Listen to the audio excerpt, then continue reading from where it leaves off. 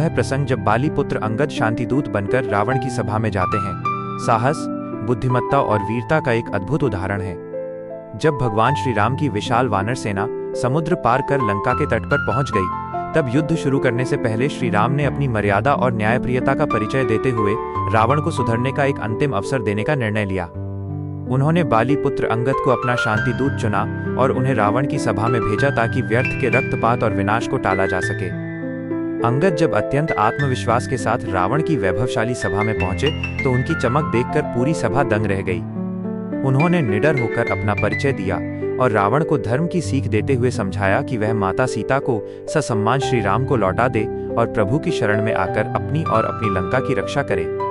अभिमानी रावण ने अंगद की बातों को अनसुना कर दिया और अपनी पुरानी शत्रुता को याद करते हुए उनके पिता बाली की मृत्यु का मजाक उड़ाने लगा। रावण ने अंगद को भड़काने का प्रयास किया, लेकिन अंगद विचलित नहीं हुए। जब रावण अपनी मूर्खता और अहंकार के कारण किसी भी तरह सही मार्ग पर आने को तैयार नहीं हुआ और श्री राम के लिए अभद्र भाषा का प्रयोग करने लगा, तब अंगद ने उसकी पूरी सभा के सामने एक ऐसी चुनौती दी जिसने सन्नाटा खींच दिया। अंगद ने अपना पैर पूरी शक्ति के साथ लंका के राज दरबार की जमीन पर जमा दिया और गरजते हुए कहा कि यदि इस सभा में बैठा कोई भी महान योद्धा मेरा पैर जमीन से 1 इंच भी हिला देगा तो श्री राम अपनी हार स्वीकार कर लेंगे और पूरी सेना के साथ बिना युद्ध किए वापस लौट जाएंगे। यह सुनकर रावण के दरबार में खलबली मच गई। एक एक करके मेघनाद, बृहस्पति और लंका के कई महाबली राक्षस उठे और पूरी ताकत लगाकर अंगद का पैर हिलाने की कोशिश करने लगे। वे पसीने पसीने हो गए, लेकिन अंगद का पैर सुमेरु पर्वत की तरह अचल रहा। कोई भी योद्धा अंगद का पैर हिलाना तो दूर, उसे रत्ती भर डिगा भी न सका। सभी योद्धा अत्यंत अपमानित और लज्जित होकर अपनी जगहों पर वापस बैठ गए। जब कोई भी योद्धा सफल नहीं हुआ तो अंत में रावण अत्यंत क्रोधित और व्याकुल होकर स्वयं अंगद का पैर पकड़ने के लिए अपने सिंहासन से उतरा और नीचे झुका।